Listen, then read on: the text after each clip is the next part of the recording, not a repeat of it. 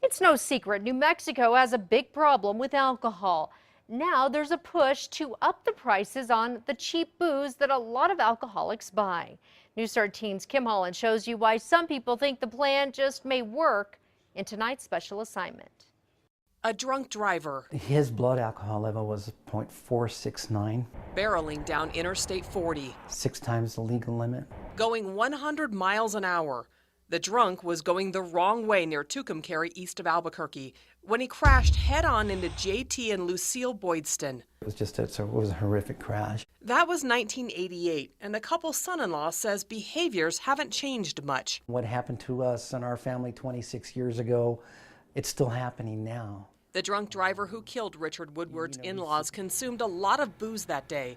That would be harder for people under a plan Tom Stark is proposing. This would be the kind of solution that doesn't require a lot of government intervention, isn't expensive, and might help New Mexico go in a direction of bringing down the alcohol harm. Stark, the president of Impact DWI, a nonprofit organization working on ending alcohol abuse in New Mexico, would like to see a minimum price for alcohol. The price set based on the amount of alcohol it contains. It's those low price specials where the beer comes across at a quarter a beer, or it's in bottles of alcohol that are big jugs for like $10. Vodka. The idea? To limit the heavy drinkers who buy a large amount of cheap alcohol. We took the idea to the streets and found plenty of skeptics. If the prices either go down or up, they're still going to buy the booze, I think. They're trying to make sure that people aren't buying a bunch of alcohol at a super cheap price. They think if they increase the price, people will buy less alcohol. I don't think so. Stark says setting a minimum price would only affect the cheapest booze.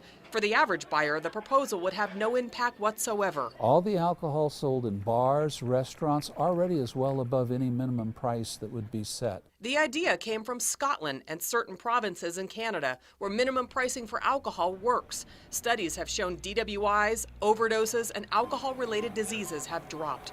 But would it work in New Mexico, where alcohol abuse is widespread? Stark is proposing something called a memorial for the legislative session. This is a conversation that still needs to be had about how cheap alcohol needs to be and what the minimum price would be, correct? Absolutely, and that's why a memorial rather than a bill. So we could begin having that conversation, doing the analysis, using the data that's out there. Richard Woodward knows that no matter what the price of alcohol, some people will still buy it. But he likes the idea. If it works in other countries, there's no reason why it can't work here. Kim Holland, KRQE News 13. The New Mexico legislature is back in session January 20th. There's no set date yet for the memorial to be heard. To read the proposal and see the studies from Canada and Scotland, visit our website, krqe.com.